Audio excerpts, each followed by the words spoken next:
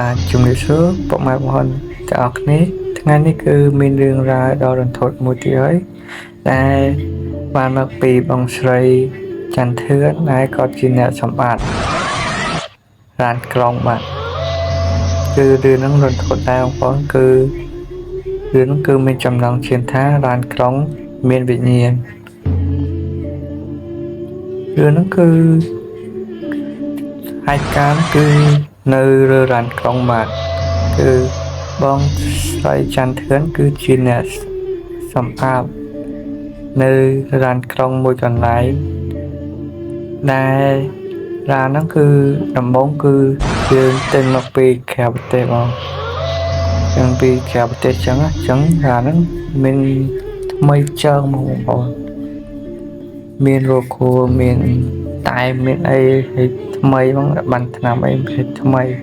តែកាពិតហ្នឹងគឺឡានហ្នឹងគឺឡានទឹកថ្មីសម្រាប់ស្រុកជាគឺគាត់ជួបហេតុការណ៍រន្ធត់មួយដែលគាត់មិនអាចបំភ្លេចបានដល់សប្តាហ៍ថ្ងៃហ្នឹងគឺ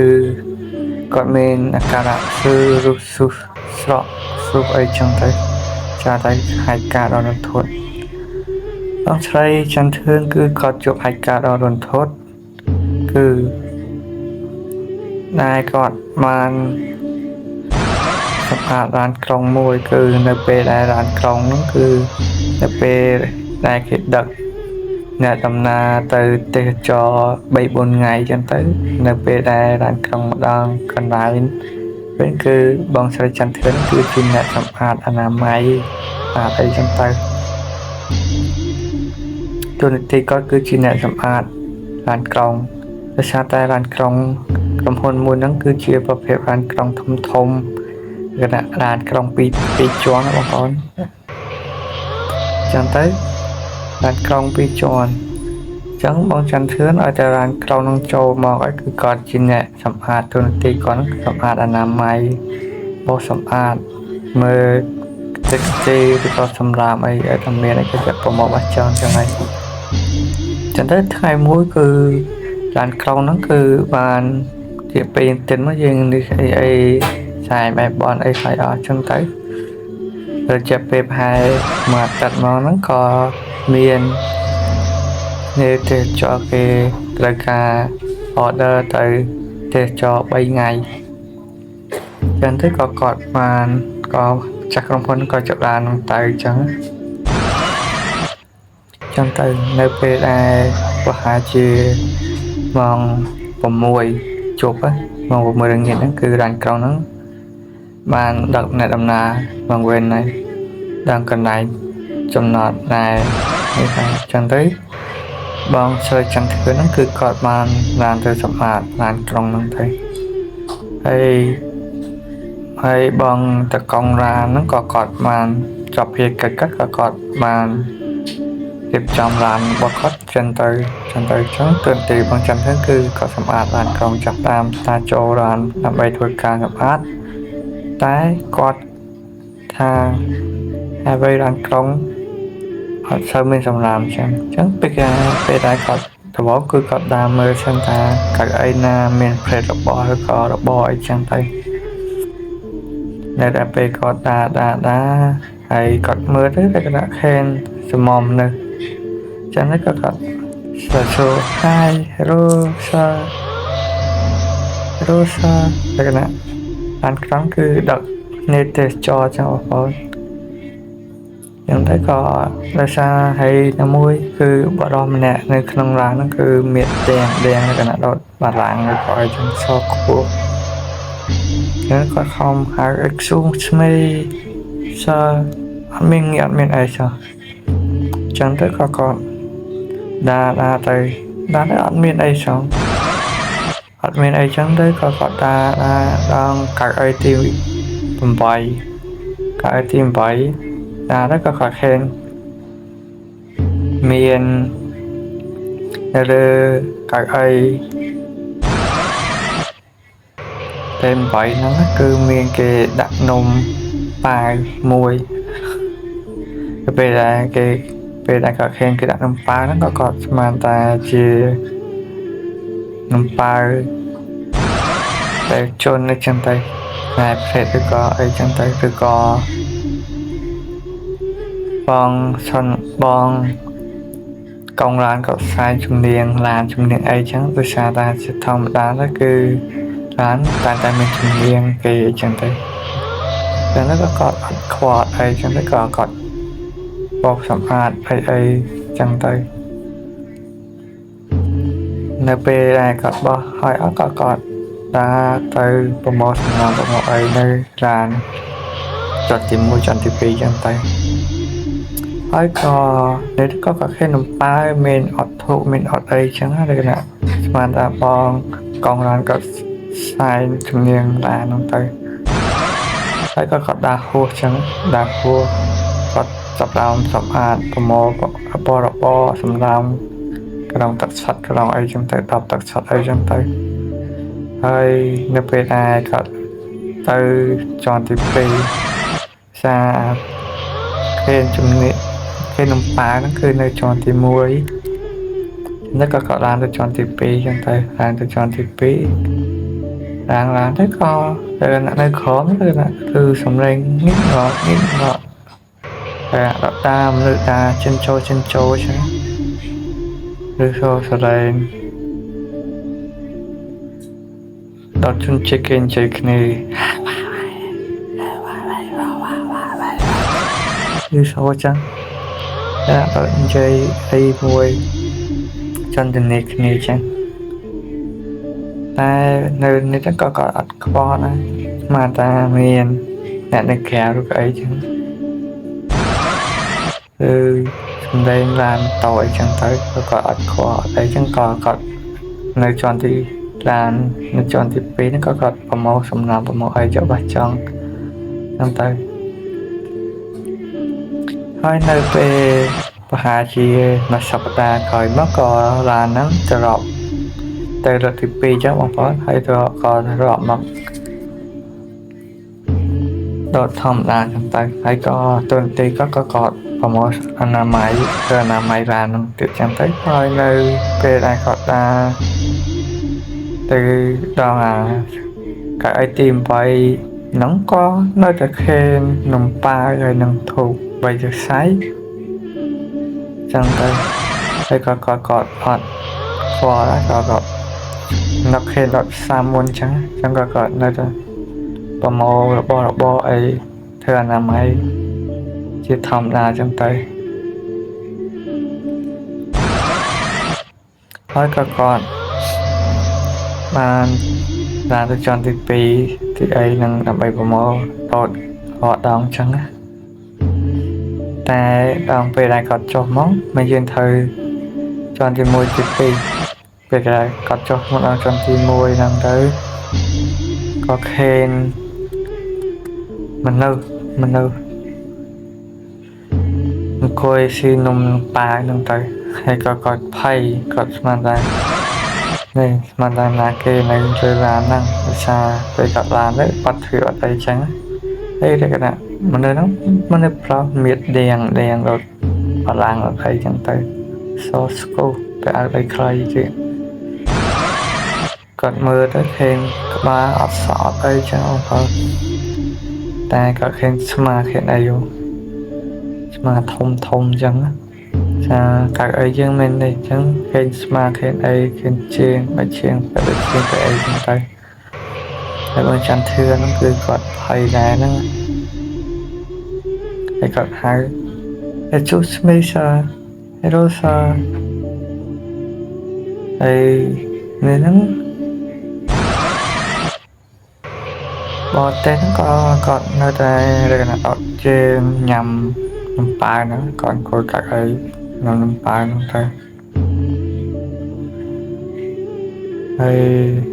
មើលទៅគាត់ញ៉ាំចឹងហើយតមកអង្គច័ន្ទធឿនហ្នឹងពិតជាតក់ស្លុតណាបងប្អូនមានអាការៈភ័យចាតែពេលដែលគាត់ឡើងទៅនេះអត់មានណាគេអត់មានអីមានតែគាត់សម្អាតចឹងនៅពេលដែលគាត់ចុងវិញក៏ស្រាប់តែឃើញចឹងទៅហើយក៏គាត់ស្រែកសួរ ចឹងទៅ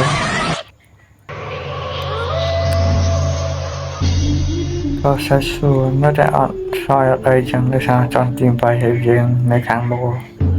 ហើយនេះក៏គាត់ណាសើបតែពេលដល់ទៅដល់អត់មានមនុស្សអត់មានអីគេតែនឹងប៉ាហើយធុកនៅចឹងគាត់ផៃគាត់ឆ្លាតហូតចុះមកក្រងចឹងទៅតែគាត់អត់ហ៊ានប្រាប់ណាគេទេតែពី3ថ្ងៃក្រោយមកគាត់អត់បានទៅធ្វើការគាត់ដាក់ស្វាប់មកខាងហ្នឹងទៅដោយសារតែគាត់ឃើញមិនអត់ដែរញ៉ាំនំប៉ាហ្នឹងគឺជាខ្មោចហ្នឹងណាចឹងទៅក៏គាត់ដាក់ស្វាប់2ថ្ងៃចឹងទៅ2-3ថ្ងៃចឹងទៅចឹងគាត់ខ្លាចហើយទៅនេះចឹងក៏បានក្រុមគ្រួសារគាត់ក៏ទៅជុំគាត់ទៅគាត់ដើម្បីស្រត់ទឹកស្រត់អីតែខ្សែតែអីចឹងទៅរហូតដល់ពេលដែលគាត់បានធូរស្រាលក៏គាត់បានធ្វើការជាធម្មតាចឹងហើយនេះទៅក៏រងក្រុមក៏មកត្រឡប់មកម្ដងទៀតហ្នឹងក៏គាត់អត់នេះដែរក៏គាត់មិនហ៊ានទៅសម្អាតដែរតើមានមនុស្ស2នាក់អីទៅជាមួយគាត់បានគាត់ហ៊ានទៅចឹងហើយមួយទៀតក៏គាត់អត់បានសួរនៅក្នុងចិត្តគាត់ថាហើយអ្វីបានឡានក្រុងថ្មីសោះហើយអ្វីបានមានខ្មោចសន្ធិដ្ឋនៅឡានក្រុងហ្នឹងចឹងបងប្អូនហើយក៏គាត់ឆ្ងល់គាត់ក៏អត់បានសួរកងឡានដែរដោយសារតែកងឡានគឺគាត់ចប់ភារកិច្ចព្រាមក៏គាត់បញ្ញាចិនទៅនេះចឹងទៅផ្ទះគាត់ផ្ទះអីចឹងទៅរៀបចំខ្លួនចិនឡានទៅចឹងហើយចិនឡានគាត់ទៅហើយណាមួយក៏ទូនាទីយើងក៏ខុសគ្នាដែរចឹងគាត់ជាអ្នកបើករថយន្តនេះក៏គាត់ចត់ទូនាទីគាត់ចិនទៅដងវិញយើងសម្អាតចឹងទៅក៏គាត់អត់បានតែបានសាកសួរដែរថាឡានហ្នឹងមកពីណាមានពពកអមតអីចឹងនៅពេលនេះក៏គាត់មិនហ៊ានទៅម្នាក់ដែរធ្វើមកជាទូនាទីចឹងក៏គាត់ទៅតែឯងដើម្បីសម្អាតអនាម័យសម្អាតអីចឹងទៅដើម្បីឲ្យស្អាតខាងស្អាតឡើងគឺទៅចិនដំណើរទៀតចឹងទៅបងច័ន្ទធឿនក៏គាត់បានទៅសម្អាតនៅពេលដែលរកទី3ហ្នឹងក៏គាត់ទៅសម្អាតដល់កៅអីទី8ហ្នឹងក៏នៅតែឃើញនំប៉ាមួយហើយធុកហ្នឹងដែរហ្នឹងធុកហ្នឹងទុំមានគណៈសេះដែរនៅតិចហើយខ្លាញ់តិចចឹងក៏គាត់ទៅដងហ្នឹងគឺគាត់ស្រែកញ័រដៃញ័រជើងមកគាត់នេះទៅក៏គាត់លក្ខណៈគាត់ថាអត់មើលកាក់អីហ្នឹងទេគឺត្រូវតែទៅមុខទៅកាក់អីទីបន្តចឹងប៉ុន្តែខ្សែស្មែកគាត់ទៅស្មែកគាត់ងាកមកមើលកាក់អីទី8ហ្នឹងលក្ខណៈស្ពើដល់ជាមានមនុស្សអង្គុយកំពុងញ៉ាំនំប៉ាហ្នឹងទៅហើយបងច័ន្ទធឿនភ័យហើយគាត់នេះព្រមក៏ទៅដល់កាក់អីតពីកាក់អីទី8ទីអីទី9ទីអីហ្នឹងទៅក៏គាត់ប្រមូលដល់ទឹកស្អប់អីហើយក៏គាត់បញ្ញាប់រត់រឿនដើម្បីទៅសម្អាតជាន់ទី2បន្តទៀតនៅពេលដែលគាត់សម្អាតជាន់ទី2គាត់ឮសំឡេងផឹកទឹកផឹកអីក្ដុំខ្លាំងអីចឹងតែលក្ខណៈឆ្លែកជួយផងចឹងលក្ខណៈដោតឡានក្រុងក៏ដាក់ព្រឹកអីលក្ខណៈដោតបុកគ្នាបុកអីចឹងលក្ខណៈឆ្លែកជួយផងចឹងទៅក៏គាត់បញ្ញាប់គាត់ចុះមកសម្អាតនៅជាន់ទី2ហើយក៏គាត់បញ្ញាប់រត់ចុះមកទៅហើយនៅថ្ងៃមួយក៏គាត់បានជួបកងឡានហ្នឹងក៏គាត់បានសាកសួរបង បងកងឡានហ្នឹងគឺឡានថ្មីត្រូវអត់បងទៅកងឡានហ្នឹងក៏បានឆ្លើយថាបាទឡានថ្មីចាបងហើយក៏នេះចឹងទៅហើយបងចន្ទធឿនបានប្រាប់ទៀតថាបងហើយចោះនំប៉ាវណាតាហ្នឹងគឺបងសានឲ្យនៅណាគេហើយបានជឿខ្ញុំខេននំប៉ាវហ្នឹងបងសាយរហូតចឹងបងកងឡានក៏គាត់បានប្រាប់ថាអូនអាចខេនអីគេអូនអាចខេនអីគេកុំថាខេននេះហាហើយបងចន្ទធឿនក៏ហើយតបថាគឺខ្ញុំខេនពូបដាំងតែគាត់អង្គុយហូបនំប៉ាវហ្នឹងហើយកងឡានក៏ភាំងទឹកតាអូនឹងហើយអូនគឺឡានហ្នឹងគឺឡានមួយទឹកទេគឺថ្មីសម្រាប់ស្រុកយើងពេលនោះក៏បងកងឡានក៏គាត់បានប្រាប់បងចន្ទធឿនទៀតថាគឺឡានហ្នឹងគឺប្រហែលជាមានឧបហេតុកើតឡើងនៅស្រុកគេចឹងទៅមាននេះដោយសារការដបងក៏គាត់បានខេនដូចបងចន្ទធឿនឯងដែរអូខេហើយចឹងគឺខេនបរោះមៀកទាំងមួយម្នាក់ចឹងអង្គុយនៅនឹងគឺរត់ស្រែកឃ្លានស្រែកទៅចឹងទៅហើយក៏គាត់នេះទៅក៏បងកងឡានក៏គាត់ចេះដឹងរឿងបាយជំនឿអីចឹងដែរហើយក៏គាត់ទៅនំប៉ាវនោះឲ្យខ្សែឲ្យនឹងទៅខ្មោចបលាំងទៅថាសិនតែឯងចង់នៅនឹងនៅចោះចឹងខ្ញុំសុំតែកុំឲ្យបង្ខានមុខនៅណាគេខេអញ្ចឹងចាំខ្ញុំទិញដង្វាយឬក៏អីខ្សែជូនអ្នកចឹងហើយកុំឲ្យខេកុំឲ្យអីនៅពេលដែលកងឡាននិយាយបែបហ្នឹងក៏ពេលដែលគាត់ធ្វើដំណើរទៅលើកទី2លើកទី3ទី3អីក៏អត់អាចខេនមកខេនអីចឹងទៅក៏បងចន្ទធឿនក៏គាត់នេះដែរគាត់ថាអូពិតថាហ្នឹងគឺប្រហែលជាមានឧបហេតុនៅស្រុកគេឲ្យបានដឹងស្រុកជើងបានជាវិញ្ញាណនៅតាមឡានហ្នឹងចឹងទៅក៏បងចន្ទធឿនក៏គាត់អរគុណទៅដល់បងឡានក្រុងដែលប្រាប់ចឹងទៅហើយបន្តមកទៀតក៏បងចន្ទធឿននៅពេលដែលគាត់ឡើងទៅសម្អាតឲ្យគាត់មាននំណែកអីហើយបន្តិចបន្តួចដើម្បីទៅផ្សាយបងបារាំងហ្នឹងទៅដើម្បីកុំឲ្យខេកុំឲ្យអីចឹងនៅពេលដែលបងចន្ទធឿនគាត់ដាក់នំដាក់អីហ្វាយដល់ខ្មោចបារាំងហ្នឹងហើយក៏ខ្មោចក៏ដែរខេដែរក៏អាចខេតែចឹងទៅហើយក៏មកចាក់ក្រោយពេលមកចាក់ពេលមកក៏មានអ្នកថ្មីមើលថាបណ្ណាហ្នឹងក៏គាត់អ្នកថ្មីហ្នឹងគាត់តាមមកពីស្រុកស្រែដើម្បីមករៀនផងធ្វើការផងហើយការងារដែលគាត់ដាក់ហ្នឹងគឺជាអ្នកសម្អាតដូចបងចន្ទធឿនដែរប៉ុន្តែគឺគាត់បានសម្អាតហ្នឹងក៏គេឲ្យគាត់ហ្នឹងគឺឲ្យគាត់ទៅសម្អាតអារានក្រុងដែលមានវិញ្ញាណហ្នឹងនៅពេលដែលបណ្ណាទៅទៀតហ្នឹងទៅសម្អាត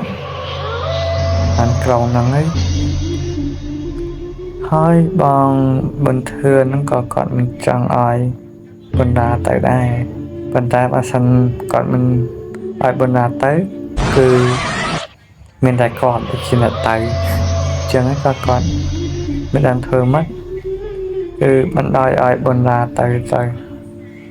ហើយក្នុងចិត្តគាត់ភ័យដែរអាណិតគ្នាដែរថាអត់ទៅតាមមានរឿងអីគ្នាក្មេងហ្នឹងទៅមកជិះ23ឆ្នាំ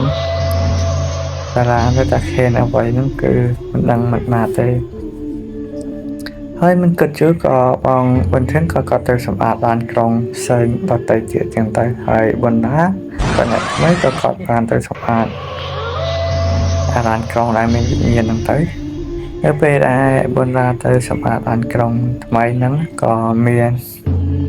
ហេតុការណ៍ដ៏រន្ធត់មួយកើតឡើងចំពោះបណ្ណាគឺនាងស្រាយជើធ្វើឲ្យអ្នកដែលនៅចិត្តនោះថែមទាំងបងបន្ទឿន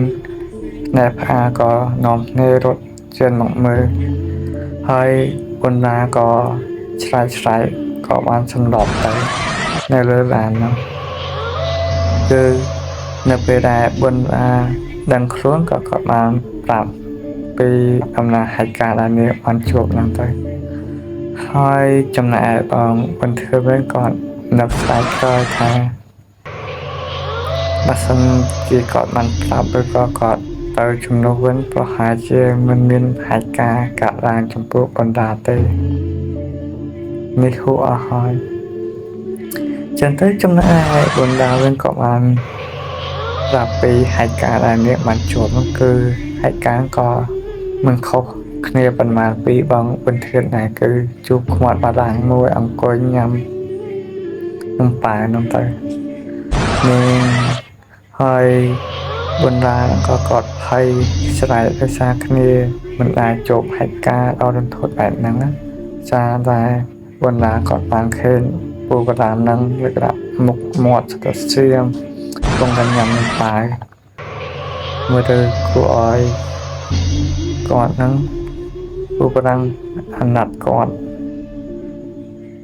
លក្ខណៈសេចក្ដីណាស់ចឹងហើយបណ្ដាវិញក៏គាត់តែឃើញសភាពបែបនេះក៏សន្លប់ចឹងទៅ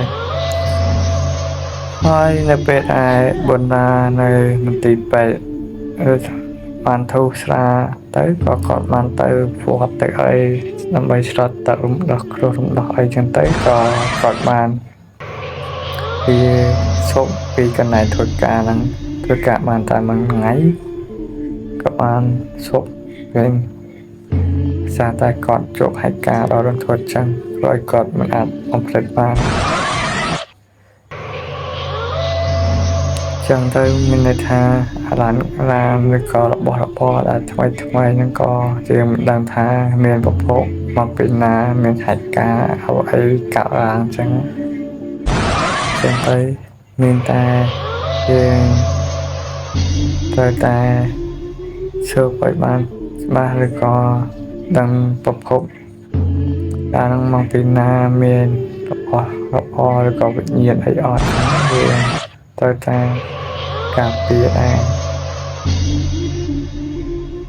ចឹងទៅវីដេអូសាត់រឿងរបស់បងបន្ទឿនមានតែប៉ុណ្ណឹងទេបាទចឹងសូមអរគុណសូមជម្រាបលា